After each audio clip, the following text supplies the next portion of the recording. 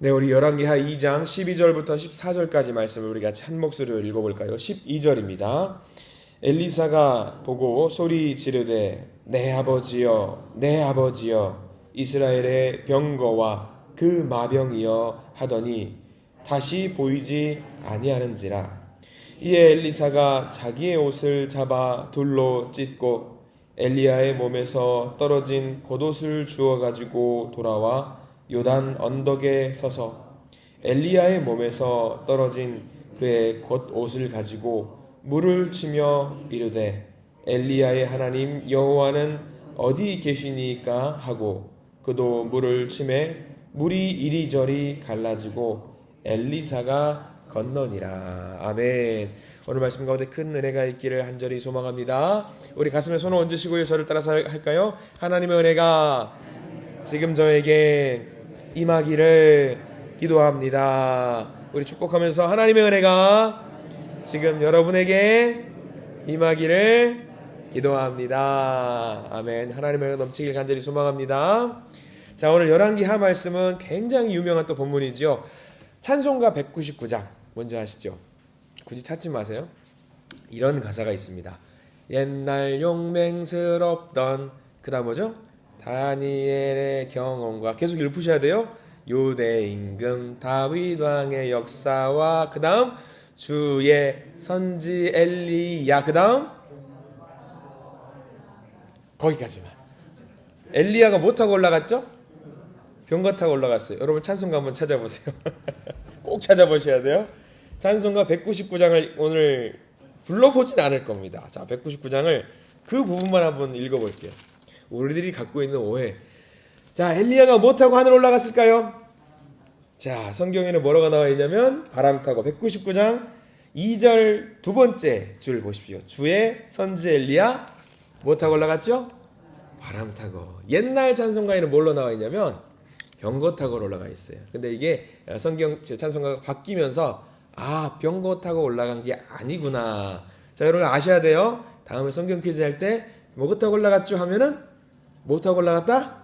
바람 타고 올라갔다. 근데 모르겠어요.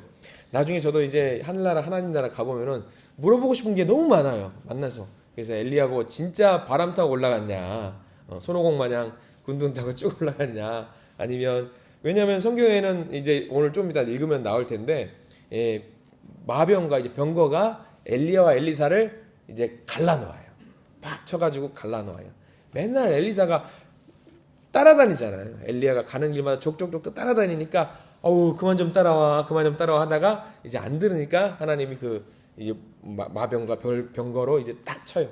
그리고 이제 같이 올라가는데 아마 제가 생각해도 병거 타고 올라가지 않았을까 생각이 들긴 해요. 근데 이제 성경에는 바람 타고 올라갔다고 나와 있으니까 아마 우리가 이거 한번 잠깐 넘어가서 이 부분은 꼭 우리가 알아야 되겠다 생각이 들어서요.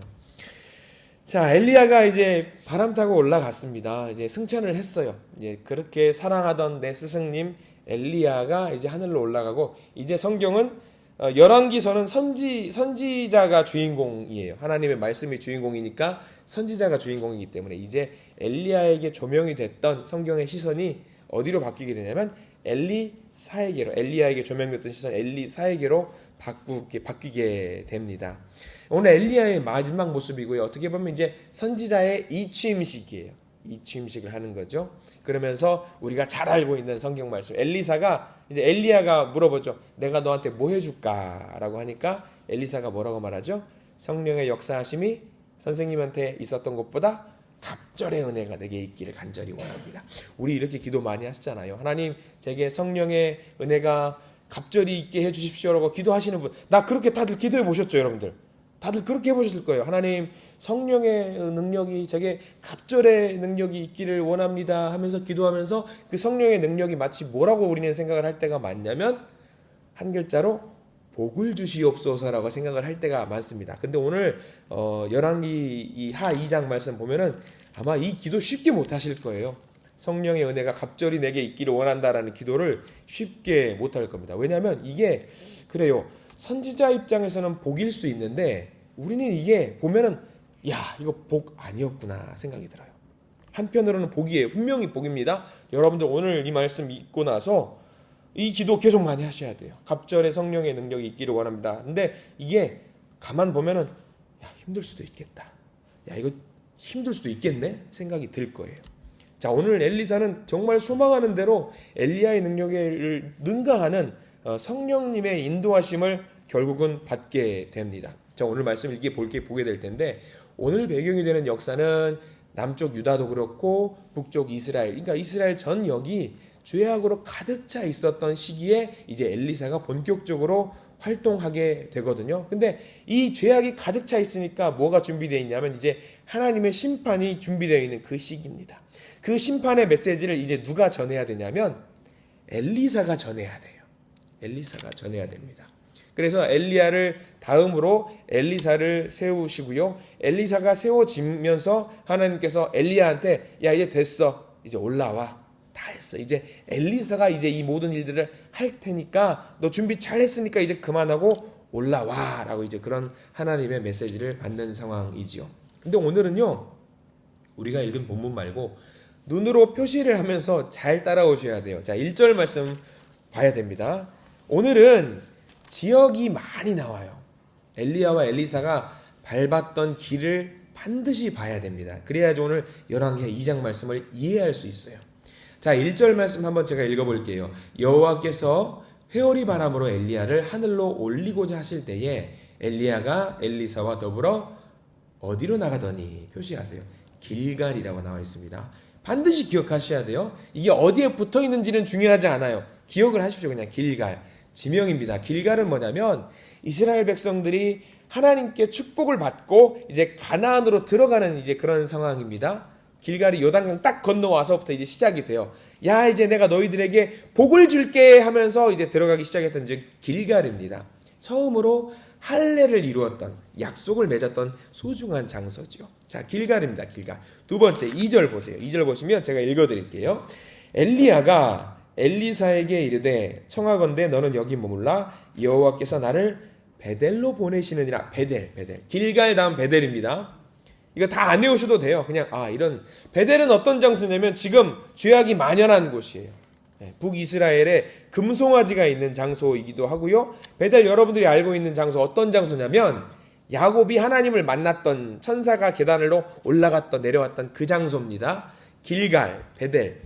복된 장소인데 우상 숭배를 하는 장소로 만들어가지고 저주받은 장소로 이스라엘 백성들이 만들었어요.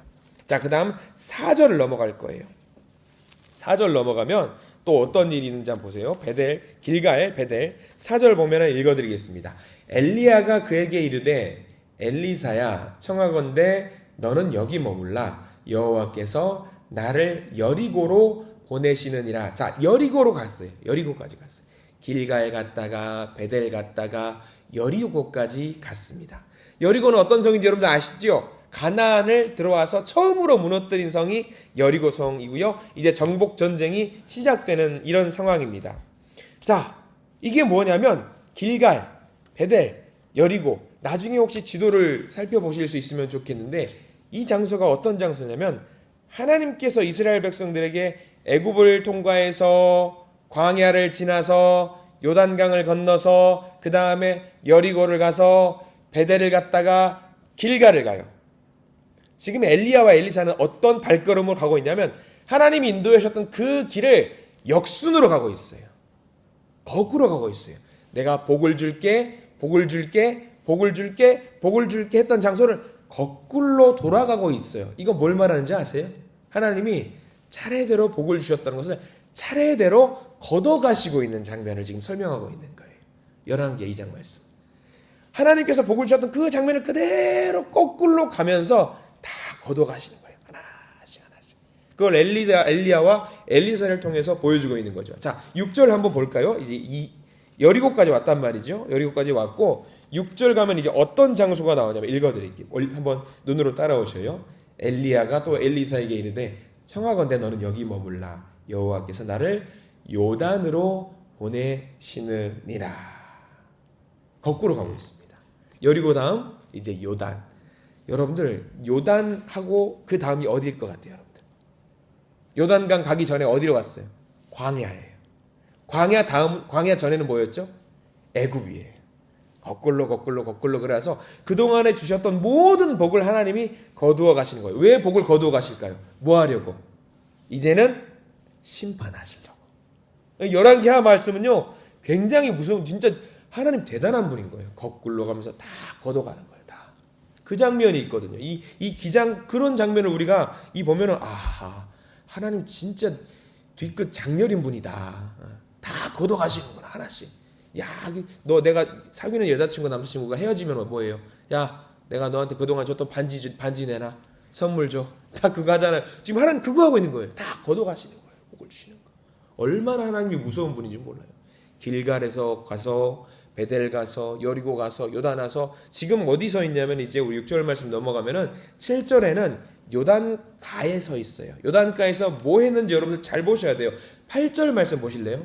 오늘 성경 말씀 많이 보는데 8절도 눈으로 한번 따라오시기 바랍니다. 무슨 일이 있었는지 보십시오. 엘리야가 겉옷을 가지고 말아 물을 치매 물이 이리저리 갈라지고 두 사람이 마른 땅 위로 건너더라. 자, 이 장면 여러분들 기억하시죠? 광야에서 요단강 넘어갈 때 여호수아가 어떻게 시키냐면, 하나님 뭐라고 시키냐면 언약궤를 메고 요단강을 한 발짝 두 발짝 건너가니까 요단강이 어떻게 돼요? 쫙 갈라지면서 마른 땅을 건너갔던 장면이 있죠. 지금 이제 엘리야와 엘리사가 물을 탁 쳐가지고 이제 물을 갈라지게 한 다음에 반대로 요단강을 건너고 있는 장면이지요. 자, 하나님께서 지금 하시는 모든 약속과 주셨던 복을 이제 거둬가시는 거예요. 거둬가시는 거예요. 은혜를 거둬가시고, 난 이제 너희들의 하나님 안 할 거야. 너희들에게 줬던 모든 영광을 이제 거둬갈 거야. 이 상황에서 이제 9절 말씀이 하는 거예요. 우리가 읽었던 본문 9절 말씀 좀 앞에 있는데 9절 말씀에 이렇게 나왔죠. 건너매 엘리야가 엘리사에게 이르되 나를 내게서 데려감을 당하기 전에 내가 내게 어떻게 할지를 구하라. 엘리사가 이르되 당신의 성령이 하시는 역사가 갑절이나 내게 있게 하소서라고 나와 있죠. 이제 심판의 시간인 거예요. 이제 헤어지기 전에 내가 너한테 주고 싶은 게 있는데 안녕 잘 있어 하면서 너 필요한 거 있으면 말해봐. 내가 하나는 좀 들어줬으면 좋겠어. 스승님, 당신이 성령이 역사하시는 역사가 내게 갑절이나 있게 해 주셨으면 좋겠습니다. 여기서 왜 이 소망을 엘리야에게 부탁을 했을까요? 왜 했을까? 엘리사가 다른 것도 말고 왜 성령의 역사를 뭐 돈 달라고 할 수도 있을 거 아니에요. 뭐 경제적으로 부유하게 만들어줄 수도 있었을 거예요. 그런 소망 다 제껴놓고 성령의 역사하심, 하나님의 역사하심이 갑절이나 내게 있었으면 좋겠습니다. 이 말을 왜 했을까요? 왜냐하면 자, 제가 아는 동생이 의사가 있어요. 제일 힘들 때가 있대요. 의사 선생님이 제일 힘들 때가 뭐 어떨 때 같아요? 그러니까 외과 이제 수술 많이 하는 의사인데 제일 힘든 것은 뭐냐면 이거래요. 어떤 검사를 하고 나서 이분이 이제 이렇게 돌아가실 병에 걸린 거예요.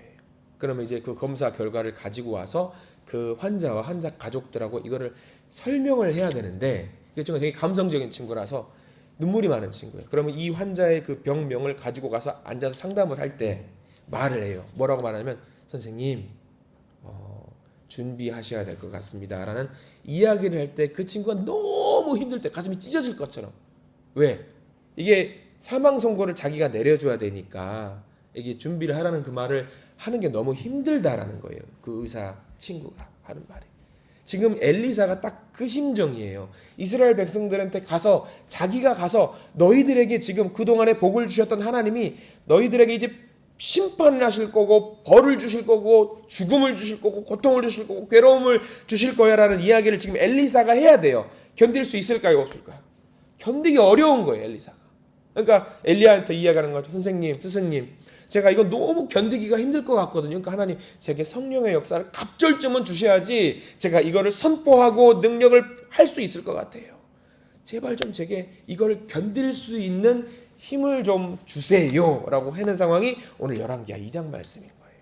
그러니까 우리가 성령이 역사하시는 거 갑절로 영감을 2배로 달라는 한 얘기는 이거 여러분들 뭘 말하는 거냐면 주실 거예요. 여러분 그렇게 기도하셔요. 반드시 성령의 역사를 갑절이 아니라 100배의 성령의 역사를 감당해달라고 기도하십시오. 받으십시오. 다만 하나님께서 그걸 주시면서 뭘 이야기하시냐면 나 너에게 줄 텐데 이거 감당해야 된다? 견뎌야 된다? 이거 복이거든?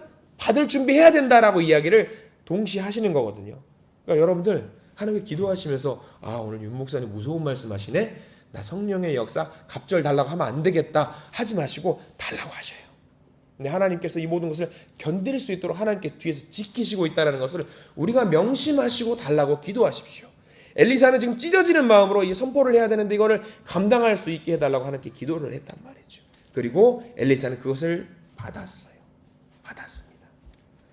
모든 것이 사라지고 소멸되는 이 자리에 스승님, 제가 이 모든 일을 감당할 수 있도록 성령의 역사심이 갑절은 있어야 될 것 같습니다 라고 하니까 이제 엘리야가 뭘 하고 말하냐면 하늘로 승천하기 이전에 10절 말씀에 이렇게 말을 합니다. 자, 10절 말씀 우리 같이 한번 읽어볼까요? 10절 말씀 시작. 이르되 내가 어려운 일을 구하는도다. 그러나 나를 내게서 데려가시는 것을 내가 보면 그 일이 내게 이루어지려니와 그렇지 아니하면 이루어지지 아니하리라 하고. 자, 엘리야가 승천하는 것을 엘리사가 봤어요, 못 봤어요? 봤죠. 그럼 하나님의 약속이 임했을까요, 안 했을까요? 임했습니다. 임했어요. 그 어려운 일을 감당하겠다고 하니까, 자기 사랑하는 제자가 감당하겠다고 하니까, 야, 너 그거 진짜 힘든 일인데 너 감당했으면 좋겠다. 나 소망하고 기도하고 널 위해서 계속 기도할게 라는 마음으로 있는 거죠. 그래서 이제 회오리 바람으로 엘리야가 이제 거기서 올라가는 장면이 나옵니다.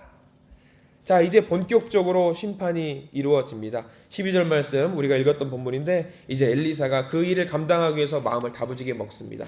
12절 말씀 보겠습니다. 시작. 엘리사가 보고 소리 지르되 내 아버지여 내 아버지여 이스라엘의 병거와 그 마병이여 하더니 다시 보이지 아니하는지라. 이 엘리사가 자기 옷을 잡아 둘로 찢고. 둘로 찢는다라는 이야기는 가슴이 애통하고 무너지는 마음이죠.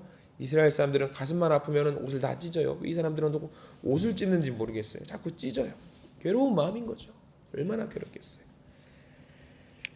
자, 그의 옷에 뭔가 신기가 있어서 엘리야의 옷을 떨어진 그 옷을 겉옷을 주워다가 기적을 행하지만 그것은 그 옷의 능력, 물론 옷이 그 능력이 있다고 이스라엘은 믿었습니다. 이스라엘 사람들은 믿었습니다만 거기에 능력이 있는 것이 아닙니다. 이제 그 옷을 가지고 힘을 내서 침통한 마음으로 그 거두었던 복의 그 길을 길갈과 베델과 여리고와 요단을 그대로 다시 돌아서 이스라엘 백성들에게 옵니다. 다시 돌아오는 그 길 가운데는 하나님의 복이 이제는 있어요, 없어요?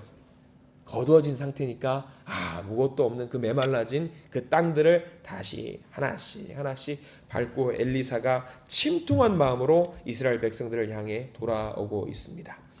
자, 오늘 우리가 말씀을 보면서 말씀 붙잡기를 소망합니다. 자, 엘리사가 선포할 수밖에 없었던 심판의 메시지, 마치 지금 우리나라라든가 이 세계를 보고 있으면 지금 하나님의 그런 심판의 메시지가 선포되어도 전혀 이상하지 않을 것 같은 이 땅과 이 나라, 이 민족, 우리 사회인 것 같다라는 생각이 듭니다. 우리는 이 사회 속에서, 이런 상황 속에서 하나님께 간절히 기도해야 될 줄 믿습니다. 성령님의 능력이 영적으로 100배나 1000배나 우리에게 있기를 원합니다. 기도하셔야 될 줄 믿습니다. 왜? 우리를 통해서 이 메시지가 선포되고 우리를 통해서 이 일들이 감당하게 되려면은 우리가 단단하게 무장하지 않고서는 우리가 넘어지기 쉽거든요. 그러니까 우리를 통해서 이 성령의 메시지 우리가 주실 때에 우리가 이것을 잘 견딜 수 있도록 하나님께 기도하실 수 있는 우리가 모두가 되기를 간절히 소망합니다.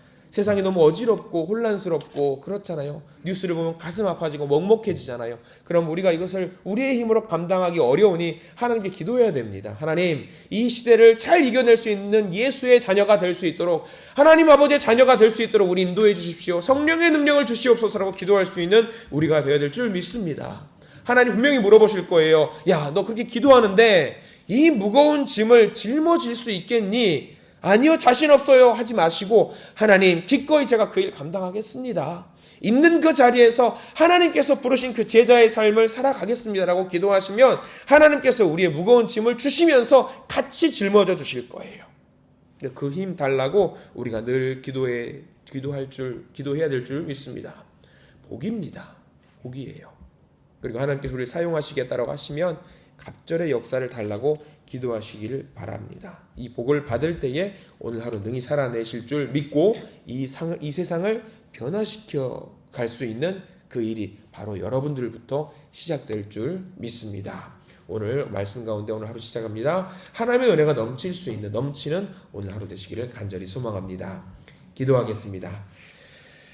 주님, 우리는 항상 거창한 것 좋아하고 누리는 것 좋아하고 권세를 부리는 것 좋아합니다.